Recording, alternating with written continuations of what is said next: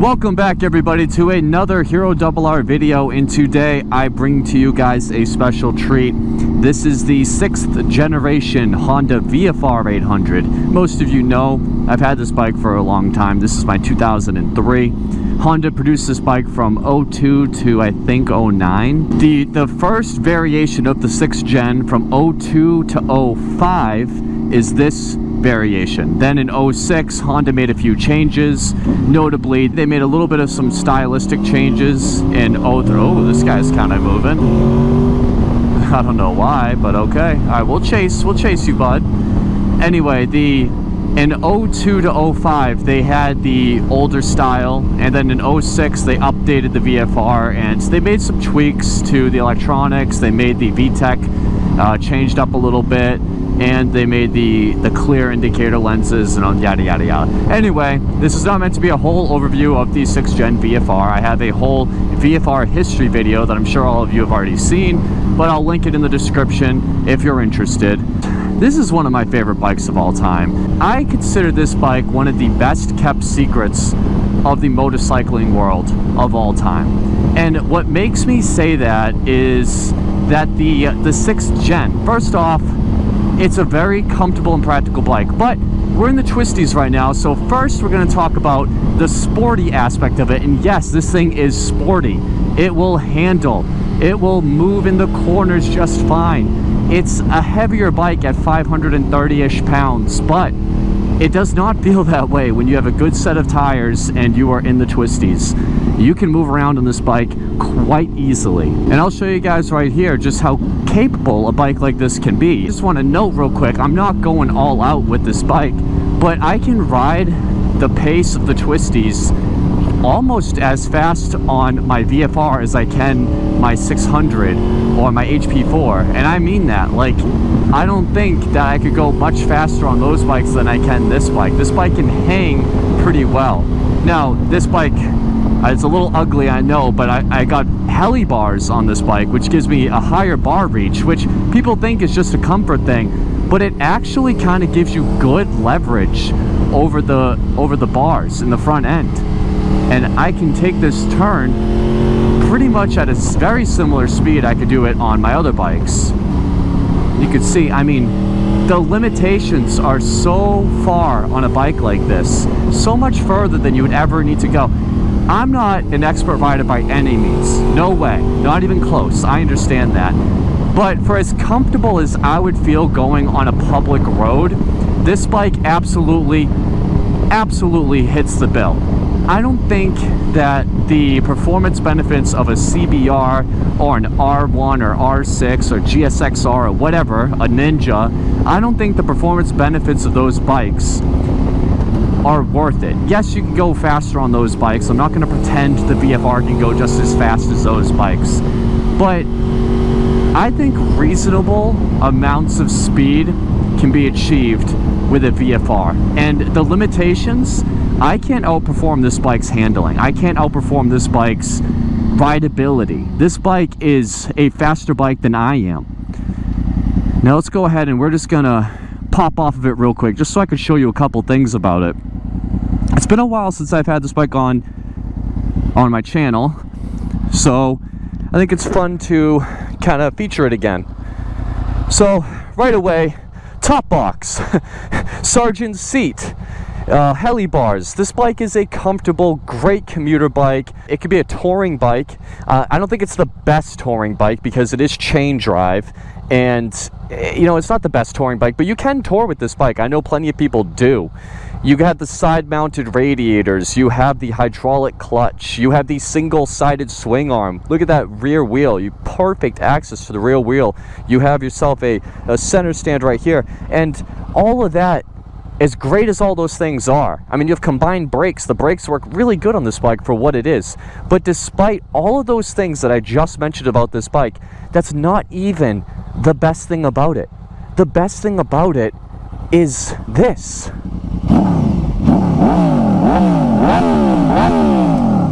You got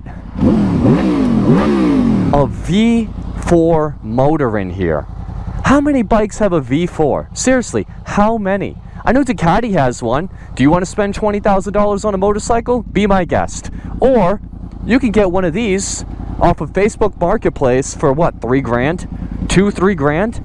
There are some complications with the bike, and I'll go over that in a second. It does have an Achilles heel.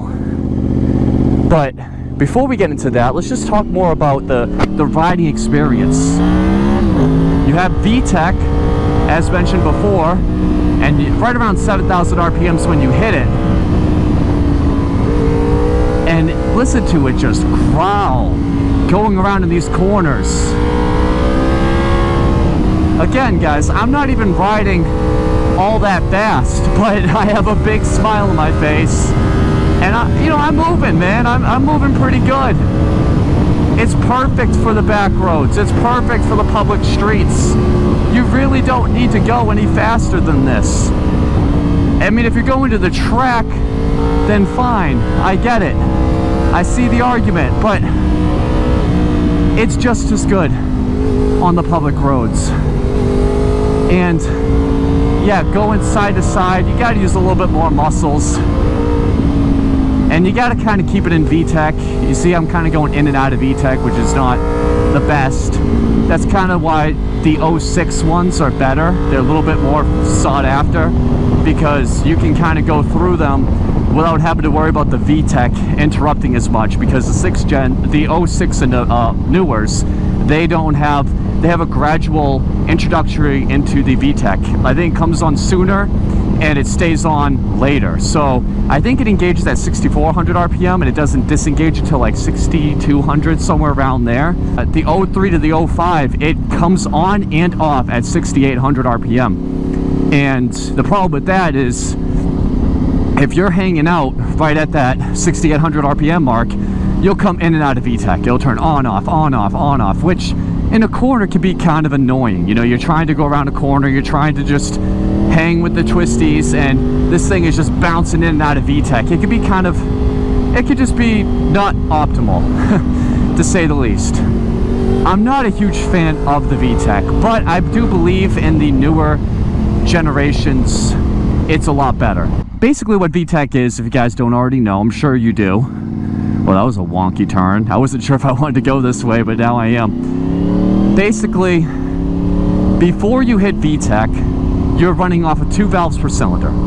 So that's why when the bike's idling, it just kind of sounds like it has a cam or something. It's like bub, bub, bub, bub, bub, bub. It's because it's only doing 2 valves per cylinder.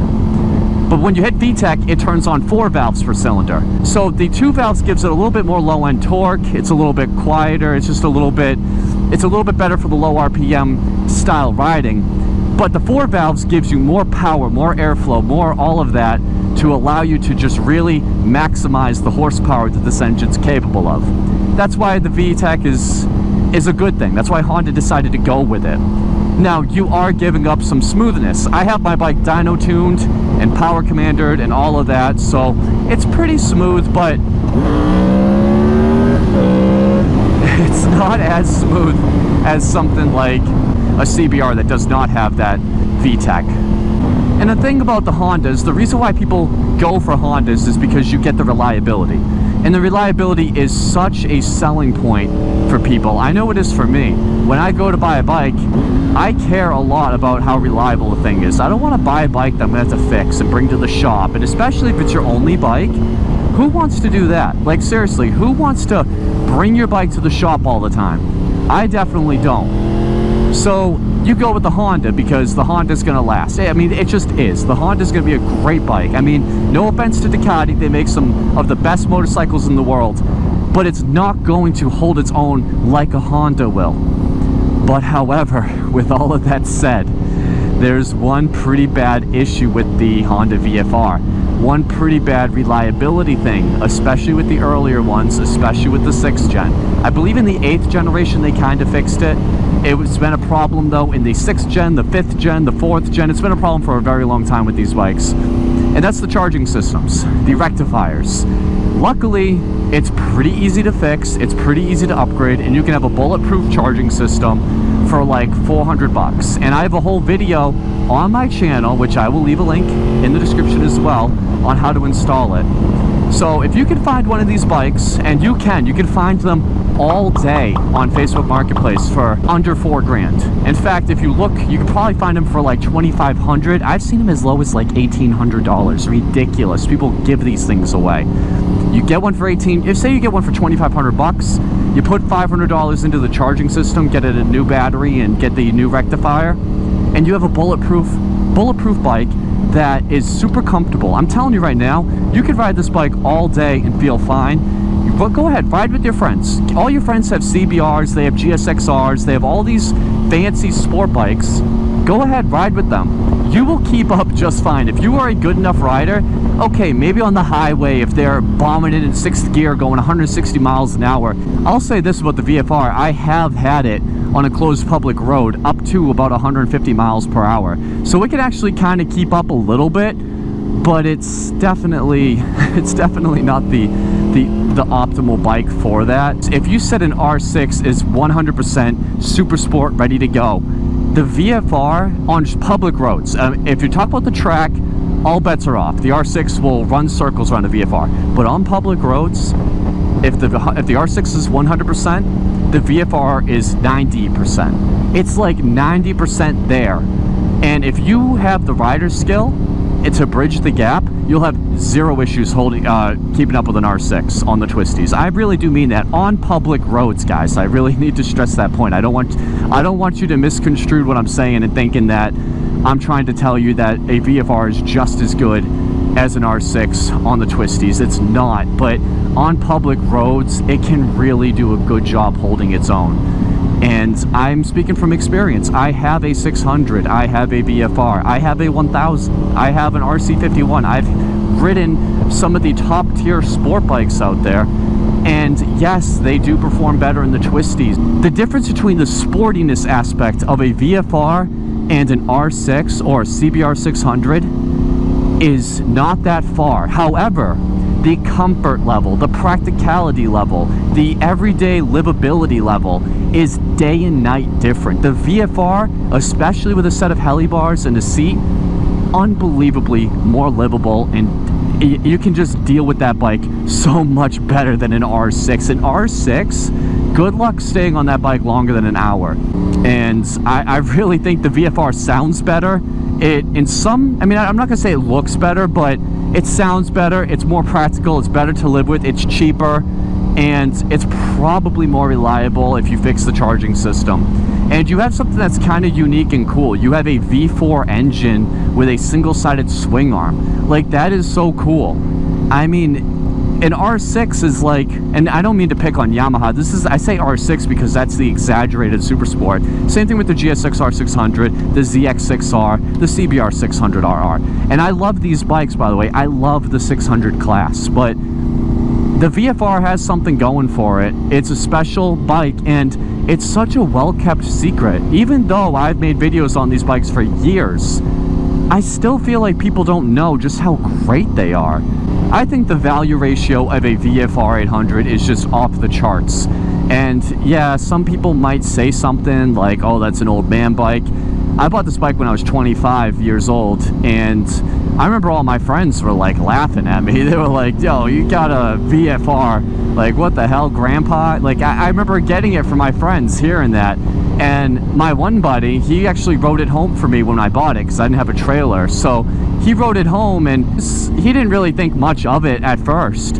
But when he got home after riding it, he was like, dude, that bike was awesome. He loved the bike, and he was defending the bike to my other friends. He's like, you guys don't understand, that is a good bike. So you really gotta ride it. You gotta ride it, and you can't judge a book by its cover. And these bikes do look really cool. You ever see one with, like, I have a top box on mine, and yes, I made mine look like a commuter bike, but you see one that's like not done that way and just sporty with the solo seat cowl and all of that stuff. It looks so good. It looks so clean. This bike still has some of the best lines of any bike, and this silver color, chef's kiss. It's so good. So I don't know, guys. I think the 6th Gen VFR is a fantastic bike. It absolutely is one of the best bikes in the world. It's just such a fun bike to ride, and I always enjoy riding this thing. Like, when I go to take my RC51 out or my HP4, there's always like a moment in the garage I have, like, okay, like I gotta mentally prepare myself for what I'm about to put my body through. But the VFR, I get on this thing and I'm just happy. I'm like, yep, this is great. I'm gonna have a good day riding. I can hit the twisties, I can do whatever, I can just cruise. I am ready to go. Like, it's gonna be a fun time. So it's really nice to have that kind of experience, and it's really nice having a bike like that, especially when you have a stable of super sports. And when you consider when this bike was created in 2002, how far ahead of the time Honda was. So I thought about selling this bike once or twice, and the bike I was gonna replace it with was another VFR. I was gonna get the 8th generation VFR, but I rode the 8th generation VFR when I went to Tennessee, and that was a cool bike, don't get me wrong. I think it really needs the heli bars though. I know that the 8th gen lowered the bars. I think it needs heli bars, the 8th gen, because I found the 6th gen a lot more comfortable. It's a well-kept secret in motorcycle world, but it's not a well-kept secret in my life and in my channel, because I do boast about it quite a bit. But I think you guys will, I think if you guys give it a chance and try it out, you'll see what I mean. It's such a good bike. But anyway, guys, this video is getting a little long-winded now. I kind of don't want to make it too long. I'm sure it's gonna be though.